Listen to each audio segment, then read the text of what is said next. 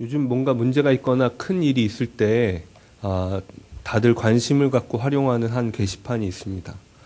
대답을 좀 해주십시오. 힘 있고 책임 있는 사람이 대답해 주십시오라고 해서 이제 올리는 게시판이 바로 청와대 게시판입니다. 청와대 게시판에 글을 올린다고 해서 모두 대답이 있는 것은 아니고 20만 명 이상이 동의를 하면 그것에 대해서 대답하겠다라고 약속을 했습니다.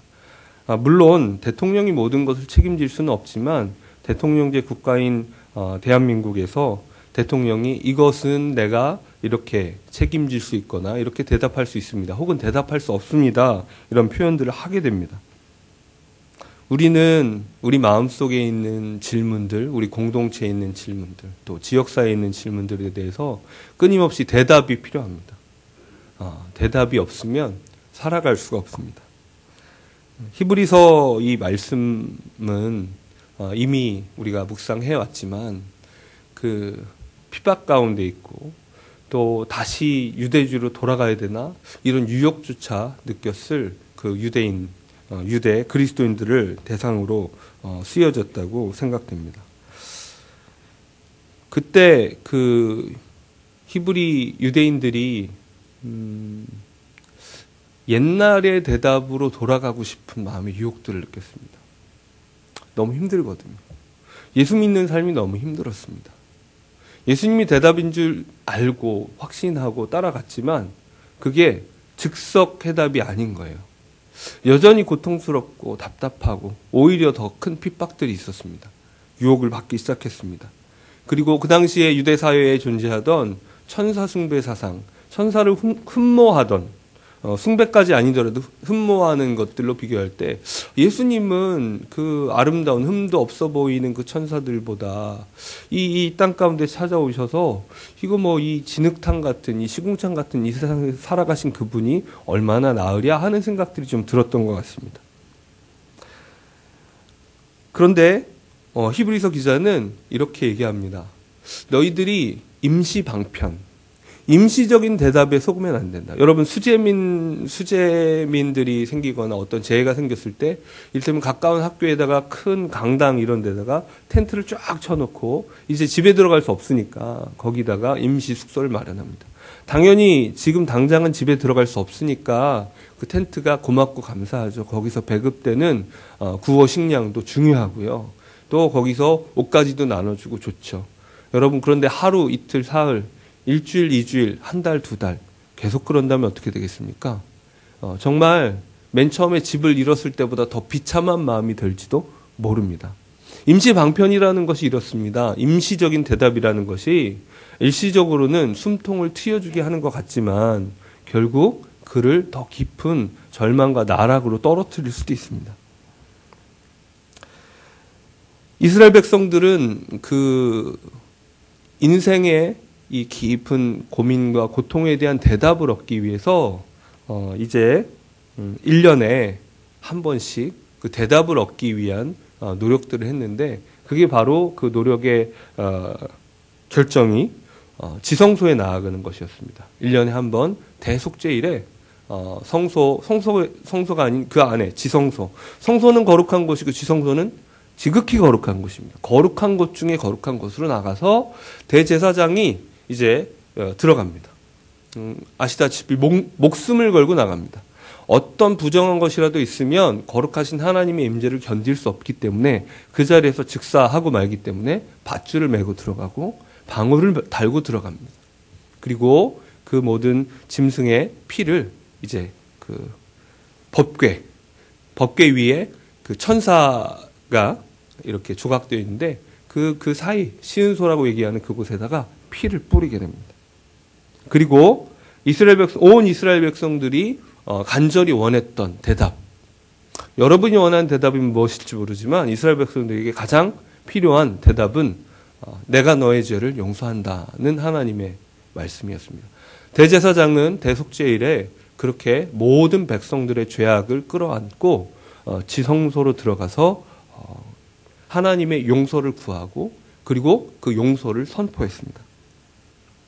그게 이제 그 이스라엘 백성들이 항상 성전 중심으로 성막 중심으로 살아갔던 이유입니다. 그들에게는 이런 대답이 필요했습니다. 하나님의 용서와 하나님과의 화해라는 이 대답이 필요했습니다. 여러분, 수많은 질문들이 있고 수많은 필요들이 있지만 생각해 보십시오. 가장 근원적인 것, 우리가 당연히 여기는 것들이 뭔가 문제가 생긴다면 어떻겠습니까? 수도가 갑자기 나오지 않아요. 수도 정도가 아니라 우리 북핵 위협 이렇게 얘기하는데, 핵무기가 만약에 터졌을 때 큰 문제들이 당장에 곧바로 일어나는 핵으로 인한 그 핵폭풍 뿐만 아니라, 그리고 방사능 뿐만 아니라 가장 큰 위험 중에 또 하나는 이제 그 모든 재가 하늘로 올라가서 햇빛을 덮는 것이라고 얘기합니다. 그래서 햇빛이 비춰지지 않는 거예요. 핵 겨울이 찾아오는 거죠. 우리가 당연히 누리고 우리가 당연히 우리에게 주어지는 것이라고 생각하는 햇볕이 가려지기 시작할 때 그 땅에는 어떤 일이 벌어질까요?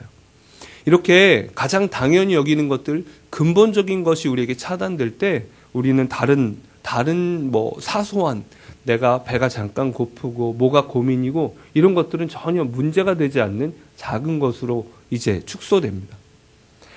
하나님께 공급받지 못하는 인생들에게 그것 이외의 대답은 있을 수가 없습니다.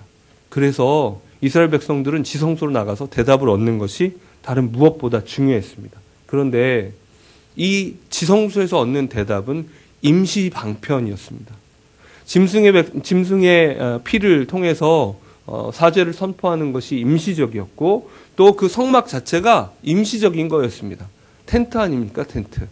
그 임시적인 해답을 얻는 그 장소 말고, 오늘 본문은 11절에 그리스도께서는 장래 좋은 일에 대제사장으로 오사 손으로 짓지 아니한 것 곧 이 창조에 속하지 아니한 더 크고 온전한 장막으로 말미암아, 이렇게 말씀하시면서 성소와 지성소는 하나님 앞에 가는 것을 의미하는데, 이제 예수님께서는 승천하심으로 하나님 존전으로 나가십니다. 이제 그 상징이 아니라 하나님 앞에 대면하에 서시는 것이죠. 그래서 진정한 대답을, 영원한 대답을 우리에게 주시는 것이라 말씀하십니다. 근본적인 해결책이 무엇인지 우리가 착각하기 쉽습니다. 우리가 당장 필요한 것을 채우고 싶은 우리의 마음이 너무나 커요. 예를 들어서 남북한 대화가 이루어지면 가장 중요한 이슈, 가장 빨리 가시적인 성과가 드러난 이슈가 뭐냐면 이산가족 상봉입니다. 여전히 아직까지 북에 가족들을 두고 온 분들이 생존해 계시고, 그렇기 때문에 다른 무엇보다 그게 급하죠. 그러면 이산가족 상봉이 정말로 대안입니까? 아니죠. 이산가족 상봉이 이제 조금 더 진전되면 뭐가 생겨야 되냐면 상설 면회소가 생겨야 됩니다. 그냥 언제 며칠 뽑힌 몇 사람만 면회를 하는 것이 아니라, 가족 보는 것이 아니라 이제 판문점이든 어디든 상설 면회소가 생겨가지고, 마치 우리 예를 들어 가족 중에 혹은 지인 중에 교도소에 수감되어 있는 사람이 있다면 미리 신청을 하면 어느 때에 서로 나와서 이렇게 대면할 수 있는 것처럼, 이제 범죄자 취급하거나 그건 아니지만 이 비자를 받아서 자유롭게 넘나들 수는 없을지라도 만남의 장소, 어디서든지 언제든지 신청만 하면 만날 수 있는 그 장소가 마련되면 됩니다. 그러면 그게 완전한 대답입니까? 아니죠. 완전한 대답이 아니고, 이제 좀 더 지나면 비자 받아서 우리 가족들, 조카들, 친지들의 집에 가서 이제 한 며칠이고 한 달이고 머무르다 올 수 있어야 됩니다. 더 나아가서는 통일이 되어서 그런 허락이나 허가 필요 없이 그저 차표 끊어가지고 가서 자유롭게 왕래하는 것이 진짜 대답이 되겠죠. 그런데 각 단계마다 우리는 이것만이라도 생각하면서 우리 마음에 진짜 필요가 무엇인지를 잃어버릴 때가 있습니다. 마치 여러분 38년 된 병자를 기억하십니까? 물가에서 천사가 오면 물가가 동한다고, 물이 동한다고 믿었고, 처음 들어가는 사람은 낫는다고 믿었던 그곳에서 기다리고 있는 겁니다. 기다리고 있는 거예요. 예수님이 물어보십니다. 네가 무엇을 원하느냐? 그럼 뭐라고 대답해야 됩니까? 저 병 낫고 싶어요 라고 대답을 해야 되잖아요. 그렇죠? 이 사람의 가장 근본적인 필요는 병을 낫는 거예요. 그런데 계속 그 옆에서 누워서 기다리다 보니까 이 사람이 뭐라고 대답하냐면 저 물이 움직일 때 아무도 저를 이곳에 집어넣어 주지 않습니다. 이해되십니까? 가장 깊은 필요를 위해서 한 가지 방법을 찾았고 그게 되면 내 가장 깊은 필요가 채워질 거야. 가장 깊은 질문에 대한 대답을 얻을 수 있을 거야 생각했는데 나중에 이 중간 단계에 집착하는 사람이 되어버립니다. 여러분 돈이 왜 필요합니까? 우리에게 일자리가 왜 필요합니까? 우리가 경영하는 우리의 사업체가 가게가 왜 잘 돼야 됩니까? 그것이 목적입니까? 자식들 대학에 왜 보내고 싶으세요? 그것이 우리의 목적이 아님에도 불구하고 우리는 중간 단계에 고착돼서 집착해서 진짜 해답이 무엇인지 우리 마음속에 진짜 질문이 무엇인지 나에게 뭐가 필요한지도 잊어버리고 38년 된 병자처럼 그 자리에 그저 드러누워 있는 경우들이 너무나 많습니다. 지금 다시 생각해 보십시오. 여러분의 가장 필요한 것이 무엇입니까? 여러분 마음속 가장 깊은 질문이 무엇입니까? 무엇에 대한 해답을 얻어야 되겠습니까? 여러분 그 질문을 회복하십시오. 그 질문을 회복하기 위해서 예수님께서 우리에게 물어주셨던 것처럼 우린 서로에게 물어야 됩니다. 너에게 필요한 것이 무엇이냐고, 당신에게 가장 필요한 것이 무엇이냐고 우리가 마음을 담아서 공동체 안에서 가족들에게 서로에게 질문해야 됩니다. 그리고 그 앞에서 그게 불완전한 대답일지언정 고착된 대답일지언정 우리가 나누어야 됩니다. 우리 그 큐티 세미나 작년 큐티 세미나를 통해서 도전이 있었어요. 왜냐하면 그 고백의 문화 때문이었습니다. 자신의 연약함과 미련함, 심지어 근본적인 질문조차도 잊어버리고 이렇게 사소하고 지엽적인 것에 집착할지라도 그것을 이야기할 때 서로 공동체 안에서 그 사람이 진짜 필요가 무엇인지를 우리 서로가 이야기해주고 확인해줄 수 있는 것이었거든요. 이제 우리는 가장 근본적인 대답을 얻기 위해 하나님 앞에 나가야 합니다. 그저 종교적인 형식, 예배당에 나와서 마음의 평안을 얻는 정도가 아니라 하나님 앞에 있어야 합니다. 우리가 이 예배당에 지금 이 일부 예배 드리러 나오는 이 시간 하나님 앞에 계시지 않으면 우리는 어떤 제대로 된 대답도 들을 수 없고 우리 마음속의 질문이 무엇인지도 회복할 수도 없습니다. 그러면 누가 그것을 책임져 줄 수 있습니까? 어떻게 하면 하나님 앞에 근본적인 대답을 얻을 수 있는 그 하나님 앞에 우리가 나갈 수 있을까요? 참된 평안, 참된 샬롬을 어떻게 하면 얻기 위해 하나님 앞에 나갈 수 있을까요? 그것을 책임져 주시는 분. 마치 청와대 게시판에 누가 지금 책임 있는 사람이 대답 좀 해달라고 말하는 것처럼 우리가 이 질문을 할 때 제가 얼마 전에 이제 청소년 캠프를 하면서도 아이들 중에 어떻게 하면 하나님을 만날 수 있냐고, 어떻게 하면 머리로는 충분히 들었다고, 목회자 자녀들도 있고 정말 많은 것들 들었는데 뭔가 있어 보이는데 하나님을 나는 아직 못 만난 것 같다고. 하나님을 만날 그 길을 여시는 그 책임을 지신 분이 바로 예수 그리스도이심을 오늘 또 말씀이 드러내주고 있습니다. 누가 책임져주고 문제 해결의 열쇠가 어디 있을까? 책임을 진다는 것이 여러분 너무나 중요하잖아요. 우리 아직까지 해결되지 않는 여전히 문제인 위안부 문제, 한일 관계의 핵심적인 이슈인 이 위안부 문제의 핵심이 무엇입니까? 일본 정부가 더 이상 우리는 책임질 수 없다는 것입니다. 우리는 책임 못 지겠으니 알아서 하라는 거예요. 돈 얼마 줄 테니 그것으로 책임을 대신하자는 거예요. 근데 그것이 어떻게 책임이 되겠습니까? 그 돈으로 어떻게 위로가 되겠습니까? 참으로 사죄해야죠. 근데 제가 제한되게 알고 있을지 몰라도 일본 문화에는 책임진다는 것의 의미가 참 무겁대요.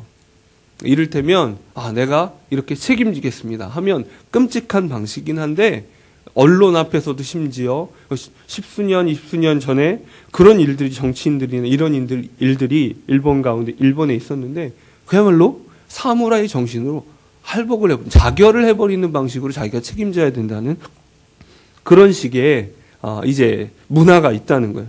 그래서 미안합니다, 용서해 주십시오라는 표현을 거의 쓰지 않고 대신에 유감입니다 라는 표현 정도를 쓰는 게 일본 정부의 공식적인 발언들 중에 하나입니다. 여러분, 이렇게 책임질 사람들이 없습니다. 여러분, 일본 정부만 그렇습니까? 우리도 우리가 잘못한 것, 우리의 문제들에 대해서 책임 못 집니다. 책임을 안 지고 싶죠. 그런데 죄에 대한 문제에 대해서는 항상 책임이 필요합니다. 그리고 그 책임을 지성소의 제사를 통해서는 짐승의 피로 그것을 책임졌습니다. 짐승의 생명으로 책임을 졌습니다. 오늘 말씀에 핏뿌림 22절을 한번 읽어보겠습니다. 21절 시작. 율법을 따라 거의 모든 물건이 피로써 정결하게 되나니 피 흘림이 없은즉 사함이 없느니라. 한번 따라해 보시겠습니까? 피 흘림이 없은즉 사함이 없느니라. 네, 피로써, 생명으로서 책임지지 않으면 죄의 문제를 책임질 수 없다고 말씀하시는 겁니다. 그런데 짐승의 피로 어떻게 사람을, 우리의 인생을 책임지겠습니까? 그래서 매번 반복돼야 되는 미봉책, 충분치 않은 임시 대안에 불과했습니다. 그런데 예수님께서 예수님의 피의 의미는 단번에 영원히 우리의 죄를 책임지시는 그 책임을 말합니다. 예수님께서 우리의 대답이 되어주시기 위해서, 우리의 질문에 대한 해답이 되어주시기 위해서 우리의 죄를 담당하셨습니다. 십자가의 은혜로 그것을 담당하시고 우리에게 참된 우리의 깊은 질문, 깊은 목마름에 대한 해답을 주셨습니다. 우물가의 여인을 찾으셨던 예수님을 기억하십니까? 아니, 유대인들이 사마리안을 개 보듯 하는데 더군다나 사마리아 여인을 왜 당신이 나에게 말 겁니까? 예수님이 물을 달라고 했을 때 그 여인의 반응이었습니다. 그때 예수님께서 이렇게 얘기하세요. 네가 지금 너에게 물 달라고 하는 이가 누군지를 알았더라면 네 속에서 이렇게 마르지 않을 그 물을 구했을 것이다. 뭐라고요? 아니, 이렇게 다른 사람들 부끄러워서 마주치고 싶지 않아서 피하고 싶어서 이 한낮에 물길로 온 저에게, 아니, 목마르지 않을 그런 물을 주신다면 주세요. 이 여인이 갑자기 마음속에 마음이 동했어요. 못 들은 척할 수도 있는 허무맹랑한 이야기처럼 들릴 수도 있겠는데 정말 그 얘기의 진실성이 느껴졌던 것 같아요. 그런 물이 있다면 좀 주세요. 그렇게 얘기했을 때 예수님께서 무엇을 말씀하시냐면, 그래? 그러면 네 남편을 데려와라 말씀하십니다. 여러분, 이 여인에게 있어서 그 마음의 깊은 목마름은 남자 혹은 친밀감 혹은 사랑받는 사람으로 살아가는 것이었던 것 같습니다. 이 여인은 그 목마름을 채우기 위해서 우물을 팠어요. 남자라는 우물을 팠습니다. 결혼이라는 우물을 팠습니다. 열심히 팠어요. 첫 번째 우물을 팠는데 물이 안 터지는 거예요. 가짜 우물이었습니다. 그래서 그 남자와 헤어졌습니다. 두 번째 우물을 팠습니다. 세 번째 우물을 팠습니다. 네 번째, 다섯 번째, 여섯 번째. 여인은 예수님께 대답합니다. 전 남편이 없어요. 그래, 맞아. 네가 지금까지 많은 남자를 만나왔지만 지금 있는 남자도 네 남편은 아니지. 이 여인의 가장 깊은 질문이 무엇인지, 가장 깊은 소망이 무엇인지 그에게 보여주시는 겁니다. 여러분 보셨죠? 당장 이 여인에게 있어서 남자는 임시 방편이어서 잠깐의 행복은 주었을지 모릅니다. 그러나 이 임시 방편을 계속 추구하니까 어떻습니까? 다른 누구보다 비참한 존재가 되어버렸습니다. 가짜 우물이 그 여인을 말라 죽게 만드는 거예요. 이제 더 이상 동네에서 부끄러워서 사람들 보기도 힘들어요. 이제 간신히 그 뙤약볕에 그 무거운 물동이를 이고 가는 걸 상상을 해보면 너무나 딱합니다. 그런데 그렇게도 자기 목을 축여야 되는 이 여인에게 예수님께서 그 여인의 가짜 우물을 먼저 지적해내십니다. 여러분 돌아보십시오. 여러분의 가짜 우물들은 어디 있습니까? 여러분 어떤 방식으로 가짜 우물들을 파면서 스스로를 말라가게 하셨습니까? 임시 방편들을 추구하면서 정말 스스로를 못 견디게 자기 자신을 망가뜨리고 고생시키고 아주 잔인하게 스스로를 몰아붙이는 삶을, 자기 자신뿐만 아니라 가족들을, 자녀들을 그렇게 말라가게 하는 삶을 살아오셨습니까? 가짜 우물을 버리십시오.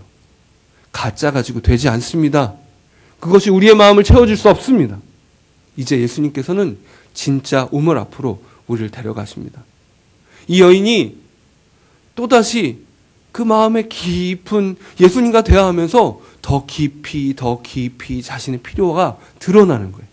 이 여인이 예배에 대한 질문을 하기 시작합니다. 이 얘기를 나눠보니 선지자군요. 우리 동네에 우리도 대답이 필요해서, 우리 사마리아인 공동체에도 대답이 필요해서 하나님께 예배는 드려야 되겠는데 예루살렘에 갈 수는 없고, 유대인들이 우리 개처럼 보고 배척하는데 갈 수는 없고, 그래서 요 그리심산에다가 제단을 쌓아놓고 이제 예배를 드리는데 어디서 예배 드리는 게 맞아요? 라고 이제 예배에 대한 질문을 합니다. 왜냐하면 여러분, 가장 깊은 갈망은 어디서 채워진다고요? 하나님 앞에서 채워진다고요. 하나님을 만나는 자리가 바로 이 예배의 자리입니다. 그러니 이 여인이, 그리고 사마리아 이 민족들이 어떻습니까? 이 사람들이 대답을 얻기 위해서 예배의 자리를 본능적으로 찾고 있습니다. 그리고 여기서 예배 드려야 됩니까? 저기서 예배 드려야 됩니까? 어디서 예배를 드리면 하나님을 만날 수 있습니까? 어디서 예배를 드리면 하나님 앞에 대답을 얻을 수 있습니까? 라고 질문하고 있는 겁니다. 그리고 예수님께서는 대답해 주십니다. 이 산에서도 저 산에서도 말고 하나님께서 찾으시는 예배는, 하나님께서 받으시는 예배는 영과 진리로 예배하는 자들 하나님께서 찾으신다라고 말씀하십니다. 성령으로, 그리고 진리의 말씀으로 예배하는 자를 찾으시는 거예요. 여러분, 그런데 예수 그리스도께서, 말씀이신 예수 그리스도께서 요한복음 1장에 나오죠. 말씀이 친히 육신이 되어서 이 땅 가운데 찾아오셨습니다.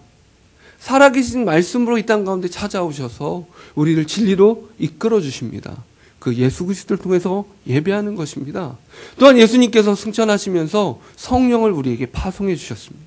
성령께서는 우리가 언제 어디에 있든지 우리 가운데 함께 하셔서 우리에게 하나님을 드러내 보여주십니다. 우리에게 참된 예배를 허락하시죠. 예수님께서는 이렇게 우리에게 해답이 되어 주셨습니다. 자신의 피로 우리의 죄를 깨끗하게 씻음으로, 단번에 온전히 씻음으로, 죄에 대한, 죽음에 대한 책임을 지심으로, 그리고 영과 진리로 예배할 예배의 길을 여심으로 우리의 길을 열어주셨습니다. 우리의 마음을 들여다보십시오. 가짜를 추구하고 있는 우리의 마음을, 가짜 우물들을 추구하고 있는 그 마음을 들여다보다 보면 여러 문제들이 드러납니다. 특별히 반복되는 문제가 가정의 문제고, 부모님과의 문제고, 배우자의 문제입니다. 어떤 부모들은 과잉 보호를 합니다. 방치해서 힘이 없고 너무나 바빠서, 요즘에는 우울한 엄마들이 너무나 많아요. 우울하면 애들을 돌볼 수가 없거든요. 방치합니다. 그저 어린이집에 보내주는 게 최고 책임지는 거예요. 애들이 어린이집에서 괜찮다가 집에 가면 나빠져서 온대요. 주말에 엄마가 제대로 돌보지 않으니까 멍해져서, 혹은 더 산만해져서, 저 TV 앞에 그냥 가만히 있다가, 그저 스마트폰에 붙어 있다가 오니까 정서적으로나 뭘로나 너무나 안 좋아져서 온 애들이 너무나 많다는 그런 어린이집 교사들의 얘기를 듣습니다. 폭력이 있습니다. 너무나 자기중심적이고 이기적인 부모들이 많습니다. 자식들이 언제 의미가 있는지 아세요? 이런 부모에게는 자식이 나를 돋보이게 할 때만 의미가 있습니다. 나에게 자식이 필요할 때만 칭찬합니다. 필요하지 않을 때 어떤지 아세요? 아주 매몰차게 거절합니다. 정말 부모가 나를 위하는 것인지 사랑하는 것인지 버리는 것인지 혼란스럽게 자라나는 애들이 너무나 많습니다. 마치 개를 예쁘게 꾸며가지고 안고 다니면서 자랑처럼 그렇게 안고 다니는 그런 그 이미지, 여러분 드라마나 뭐 매체에서 이렇게 보실 수 있죠. 그 개를 정말 사랑하는 게 아니라 개가 액세서리입니다. 자식을 액세서리 삼아서 자식을 통해서 자신의 꿈을 이루려 하고 자식을 통해서 자기의 만족을 얻으려고 하는 부모들이 너무나 많습니다. 완벽주의여서 하나도 제대로 용서해 줄 수도 없고 봐줄 수 없는 부모들이 너무나 많습니다. 그럴 때 우리의 우물물이 가동됩니다. 어떤 우물물이라면 여러분 들어보시면 너무 기가 막힌 우물들입니다. 우리의 미봉책들은 이런 겁니다. 문제 자체가 없는 것처럼 무시합니다. 무시해요. 망각해요. 변명해요.